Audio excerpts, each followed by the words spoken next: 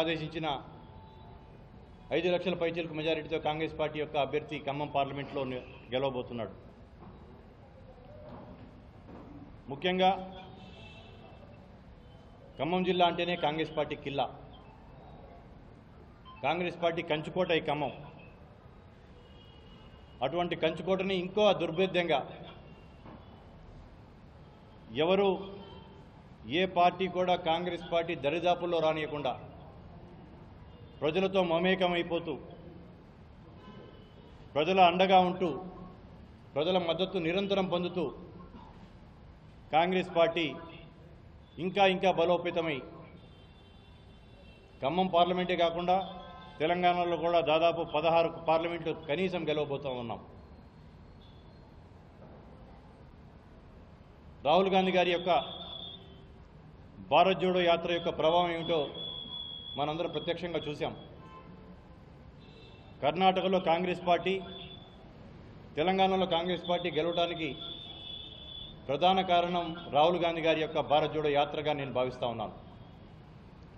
అటువంటిది రాహుల్ గాంధీ గారు ఇప్పుడు భారత్ న్యాయయాత్ర పేరిట అంతకుముందు దక్షిణం నుంచి ఉత్తరం వరకు కన్యాకుమారి నుంచి కాశ్మీర్ వరకు నడిచారు. ఇప్పుడు తూర్పు నుంచి పడమర వరకు 6000 కిలోమీటర్లు భారత్ న్యాయయాత్ర చేస్తున్నారు. ఆ సంగతి మీకు తెలుసు. ఆ యొక్క న్యాయయాత్ర యొక్క ప్రభావం రాబోయే పార్లమెంట్ ఎలక్షన్స్లో పడి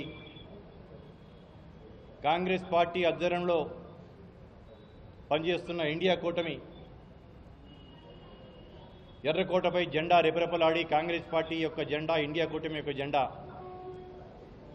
రాహుల్ గాంధీ గారు ప్రధానమంత్రి పీఠం అధిరోహించటం అనేది తథ్యంగా నేను భావిస్తూ ఉన్నాను. ముఖ్యంగా అంతకుముందు ముఖ్యమంత్రి ఇంట్లో నుంచి బయటికి రాని ముఖ్యమంత్రి, ప్రగతి భవను ఫామ్ హౌస్కి పరిమితమైన ముఖ్యమంత్రిని చూసింది తెలంగాణ ప్రజలు. ఈరోజు నిరంతరం ప్రజల్లో ఉంటూ పనిచేస్తూ ప్రజల కోసం కష్టపడుతున్న ప్రభుత్వం, ఒక యువ నాయకుడు ముఖ్యమంత్రిగా చూస్తూ ఉన్నారు. మార్పు గమనిస్తూ ఉన్నారు, ప్రజలు హర్షిస్తూ ఉన్నారు. మేము కోరుకున్న ప్రభుత్వం ఇటువంటిదేను అని చెప్పేసి రేవంత్ రెడ్డి గారికి, వారి డిప్యూటీ బట్టి విక్రమార్క గారు, ఈ జిల్లాకు చెందిన ఇంకా మిగతా 2 మంత్రులు, యావత్ రాష్ట్ర మంత్రివర్గం, కాంగ్రెస్ పార్టీ నాయకులు, ఎమ్మెల్యేలు, కార్యకర్తలందరూ కూడా కాంగ్రెస్ పార్టీ యొక్క ప్రభుత్వానికి అండగా మద్దతు పలుకుతూ ఉన్నారు. రాబోయే 10 ఏళ్ళు కాంగ్రెస్ పార్టీ తెలంగాణలో ప్రభుత్వాన్ని కనీసం ఏర్పరుస్తుందని చెప్పేసి నేను భావిస్తూ ఉన్నాను. నా వరకు నేను ఎన్ఎస్యుఐ విద్యార్థి నాయకుడిగా, తర్వాత యువజన కాంగ్రెస్ జాతీయ రాజకీయాల్లో ఉండి ఉమ్మడి రాష్ట్రంలో ప్రధాన కార్యదర్శిగా, తెలంగాణ రాష్ట్రం వచ్చిన తర్వాత ప్రధాన కార్యదర్శిగా, రెండో ముఖ్య స్థానమైన కార్యనిర్వాహక అధ్యక్షుడిగా, పిసిసి వర్కింగ్ ప్రెసిడెంట్గా పనిచేసి ఈ రోజుల్లో జాతీయ స్థాయిలో గుజరాత్, కర్ణాటక రాష్ట్రాలకు ఇన్ఛార్జిగా పనిచేయడం జరిగింది.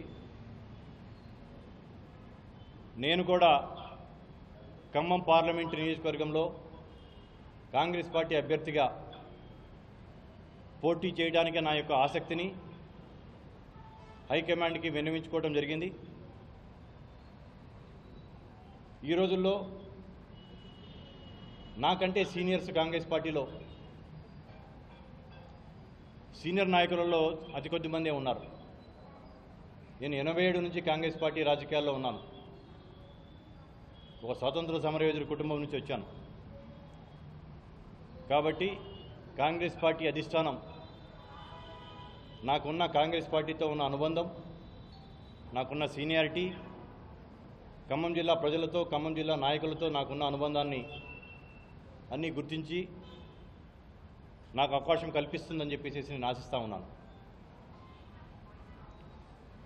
నేను ఇంతకుముందు చెప్పినట్టు ఖమ్మం జిల్లా అనేది కాంగ్రెస్ కిల్లా. నా వంతుగా ఇంకా దాన్ని బలోపేతం చేయడానికి నా వంతు పూర్తి సమయాన్ని కేటాయించి కృషి చేస్తానని చెప్పేసి పత్రికా ముఖంగా మీ అందరికీ తెలియపరుస్తూ ఉన్నాను.